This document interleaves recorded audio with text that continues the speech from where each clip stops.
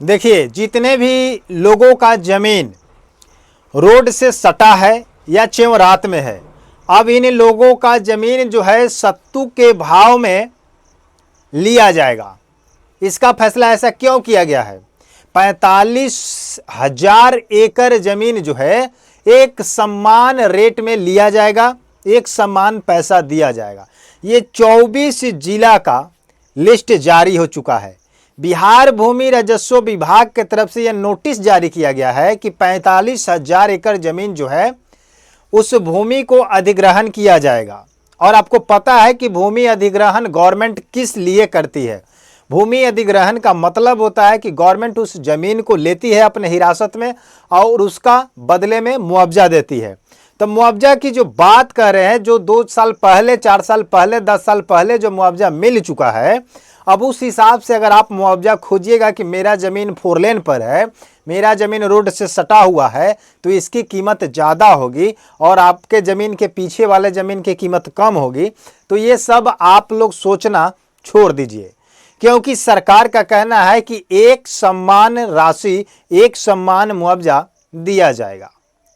और जो भूमि अधिग्रहण की जाती है, वो भूमि अधिग्रहण का मतलब होता है कि ज़मीन जो आपसे ली जाएगी, उस ज़मीन पे सरकारी प्रोजेक्ट या सरकारी काम की जाती है। जैसे आपका स्कूल का काम हो गया, कॉलेज का काम हो गया, ब्लॉक का काम हो गया, रेल का काम हो गया, स्कूल का काम हो गया, मंदिर मस्जिद का काम हो गया, हॉस्पिटल का काम हो गया है, हवाई अड्डे का काम हो गया। ऐसे ऐसे कार्यक्रम किया जाता है, ऐसे ऐसे प्रोजेक्ट उस जमीन पर, उस लैंड पर काम किया जाता है।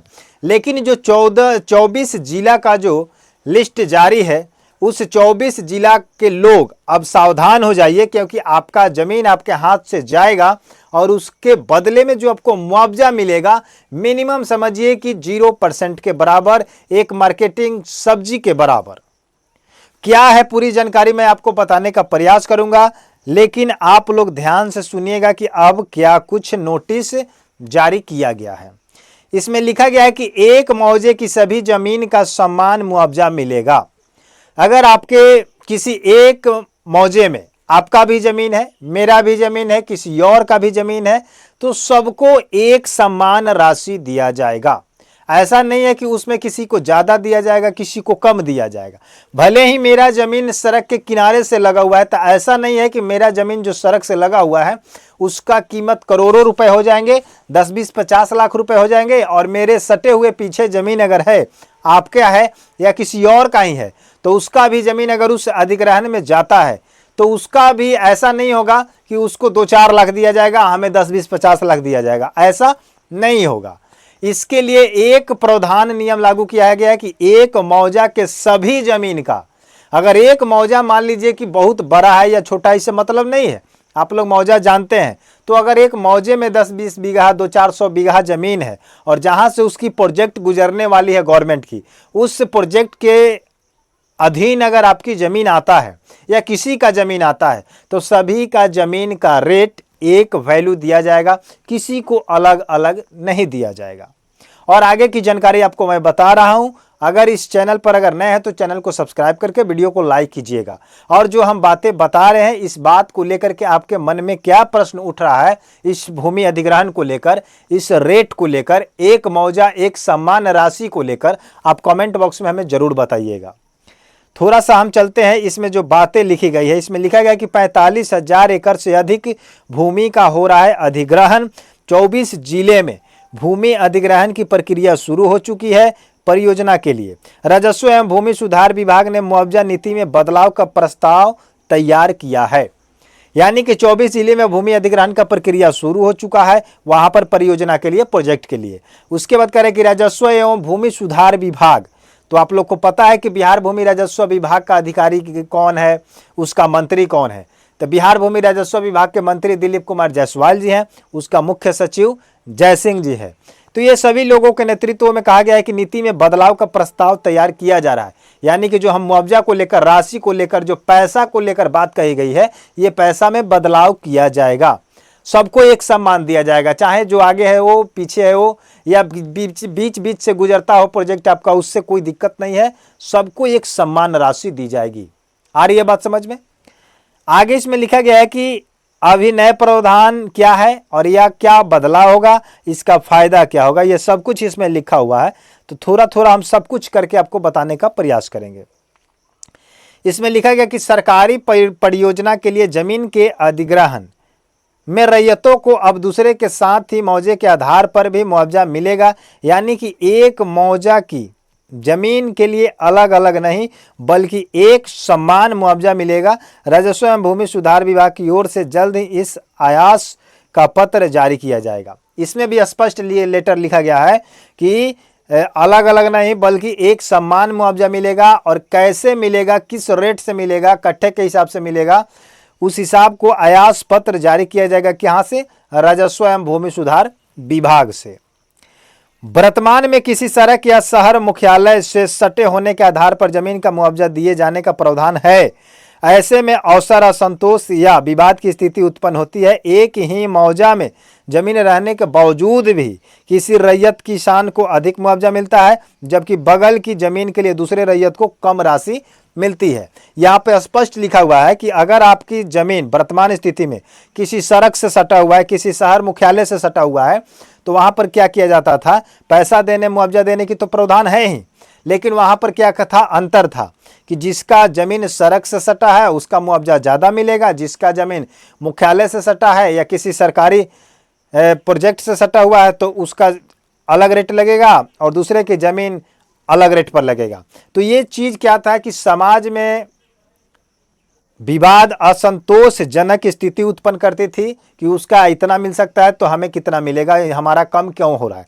इस चीज़ को लेकर के विवाद बढ़ा था, अफरा तफरी हुई थी। इसी चीज़ को लेकर के सरकार का कहना है नई नीति के द्वारा कि इस पर एक ही समान से, एक ही मौजे में, एक ही समान से सबको राशि दिया जाएगा। जितने भी लोगों का ज़मीन इस प्रोजेक्ट में शामिल होगा एक मौजा में रहेगा। आपका जितना मौजा बड़ा होगा उसमें आपका जितना ज़मीन जाता होगा, चाहे सभी गांवों का ज़मीन अगर जाता है या बीच से अगर 4 लेन निकलता है या कहीं किसी स्थान पर आपका मान लीजिए कि हॉस्पिटल बनता है या हवाई अड्डा बनता है, तो वहाँ पर जितने ज़मीन उसके अधिग्रहण में आएगा उस ज़मीन का वैल्यू सबको एक समान दिया जाएगा, किसी को अलग अलग नहीं दिया जाएगा।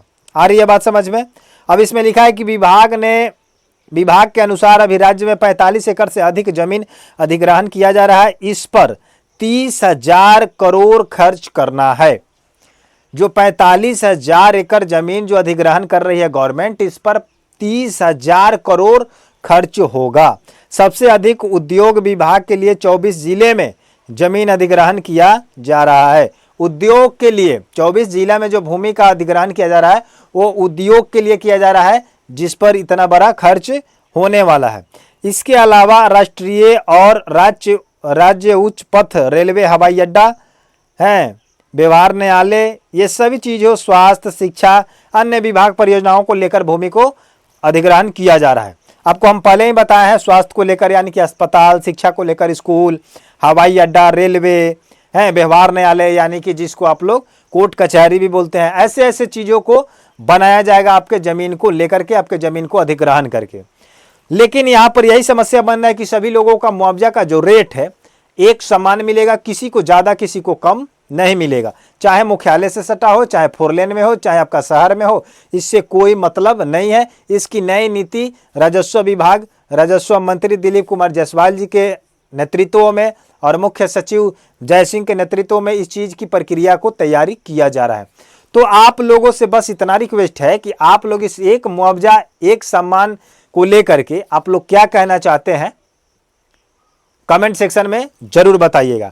किसी का ज़मीन सोना है तो किसी का ज़मीन चांदी है। मान लीजिए कि किसी का ज़मीन पीछे है, बैक में है और बहुत मान लीजिए कि दूर पर है, वहाँ पर कुछ होने जाने वाला नहीं है, गड्ढा है या परती परात है, तो इसका वैल्यू और जो 4 लेन से सटा हुआ ज़मीन है उसका वैल्यू क्या अलग होगा।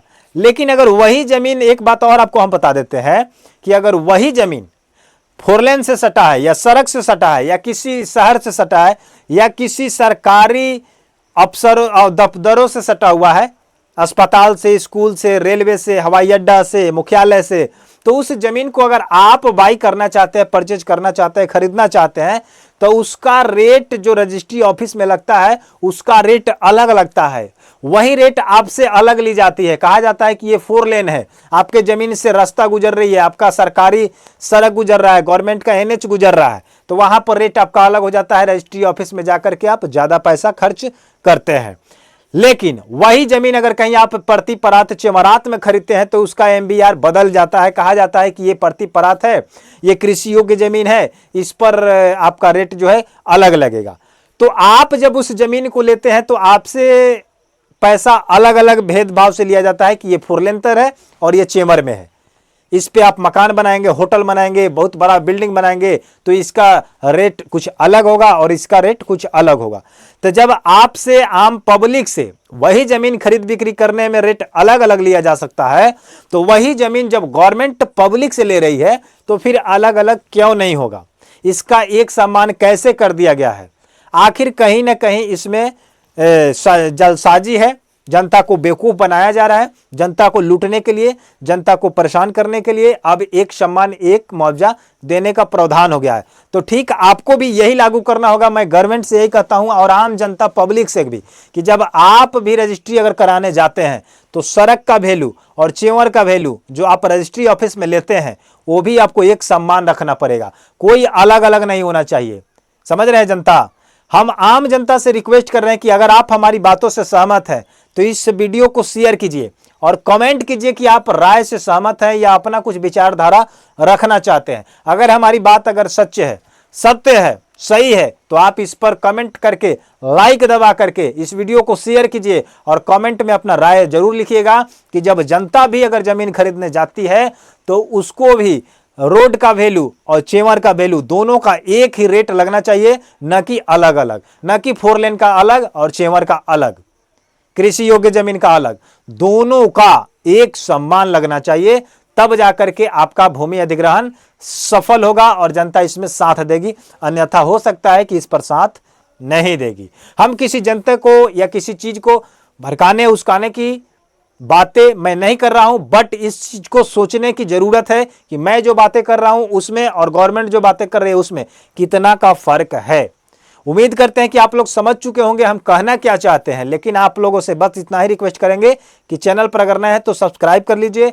आपके लिए, आपके आवाज के लिए, आपके हित के लिए हमारा चैनल हमेशा आपके साथ है और आपका आवाज बुलंद बन करके आप तक पहुंचने का काम करेगा। धन्यवाद।